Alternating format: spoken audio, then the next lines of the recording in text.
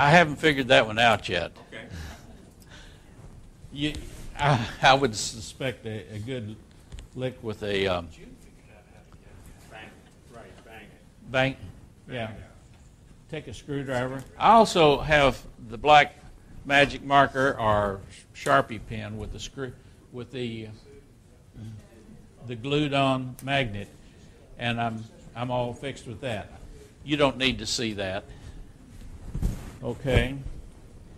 Now, here are some of the number 2 Morse tapers that I've made for various purposes.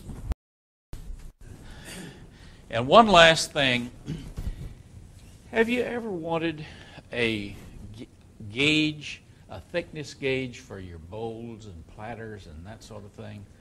But the price of those things was just a little bit rich.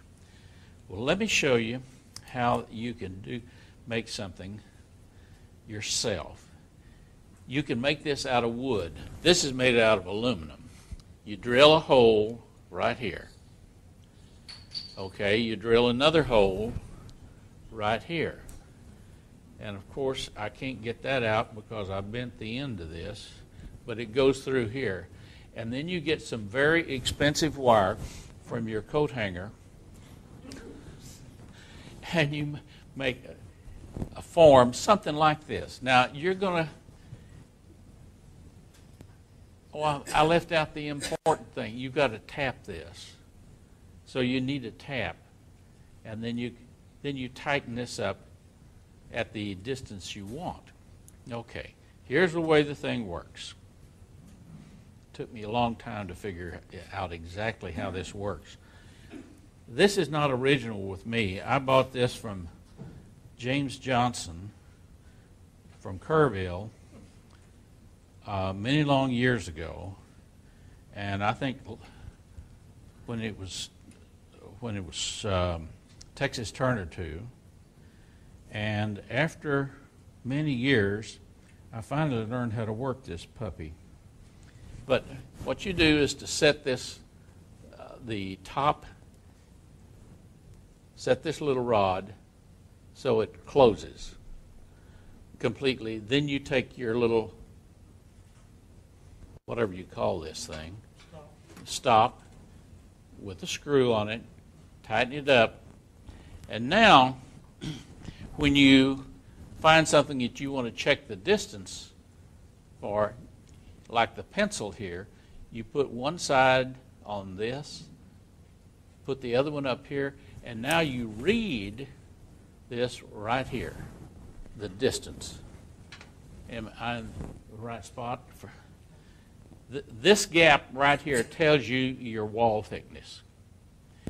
Now, this particular shape is not going to be universal for you.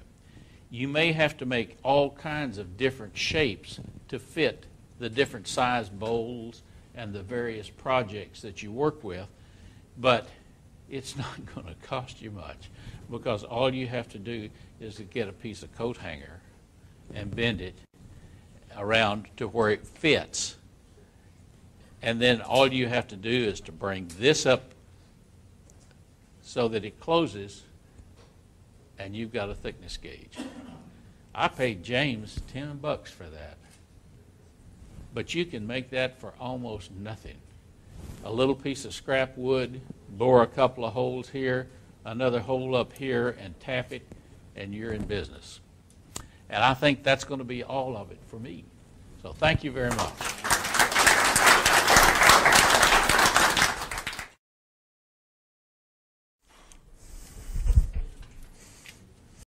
Well, this won't take too long. I seen John Solberg the other night at the Woodturners of North Texas, and he asked me to show a couple of things here.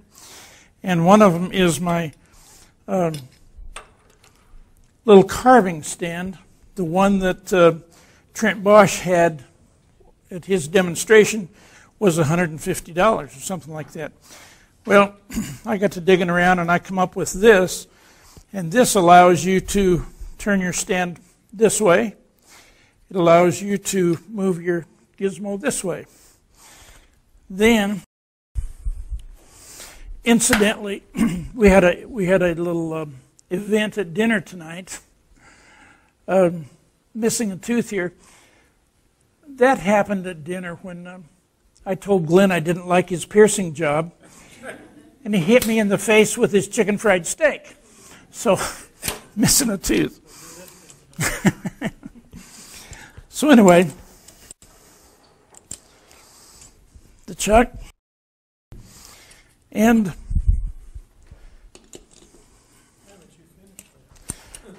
I was waiting for this demo.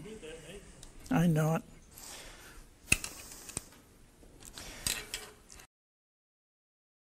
But anyway, you can rotate this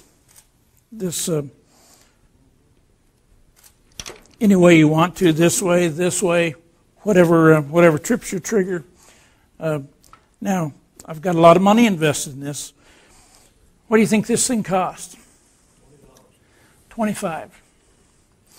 And it works probably just about as good as Trent's. But the thing that took a long time to do was this is not 1 inch. So I put this on the lathe and spun it up and used a file for like days, trying to get it down so where it would fit in there like that. But yeah, I think the most expensive thing was the T, and probably needs a heavier gizmo here. But that works great for a carving stand. Ooh.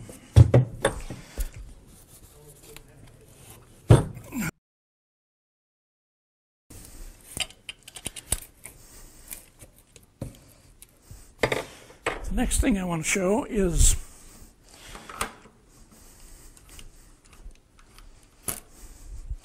my gun drill. Does everybody know what a gun drill is? Anybody that doesn't? It's for drilling guns. Anyway, it's for fast boring.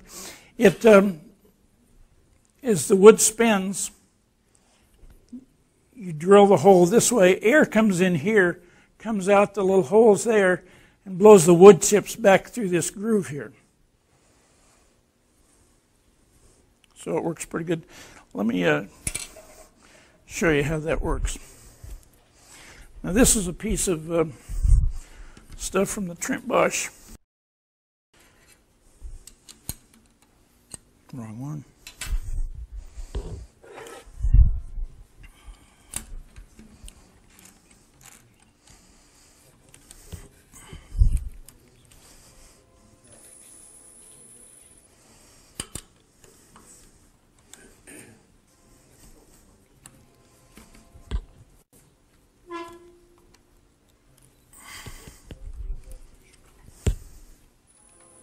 Much better.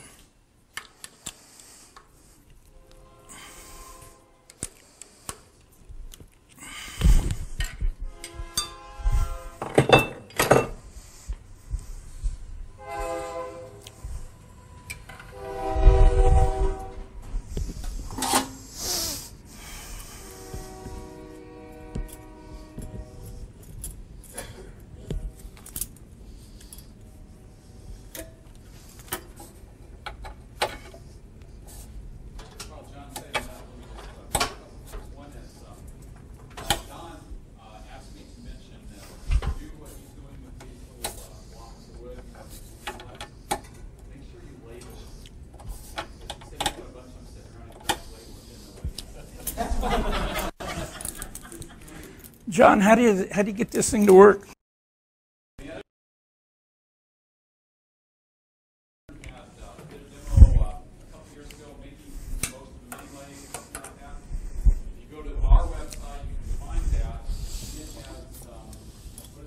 I couldn't get that in there.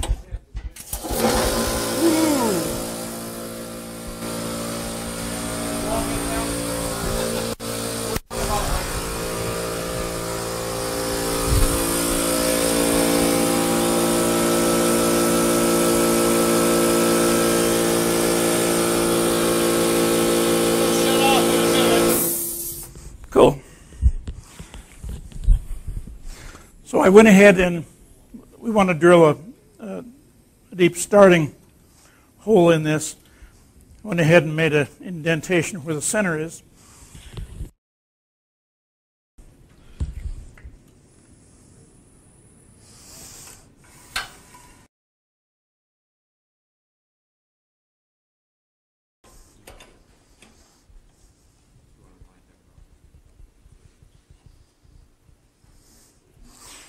I think it'll work better with the rest there. Is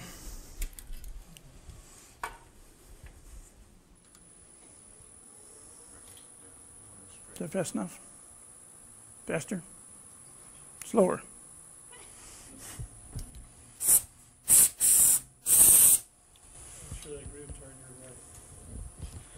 Make sure what? The groove is turned toward you. It is. Blow right in my face.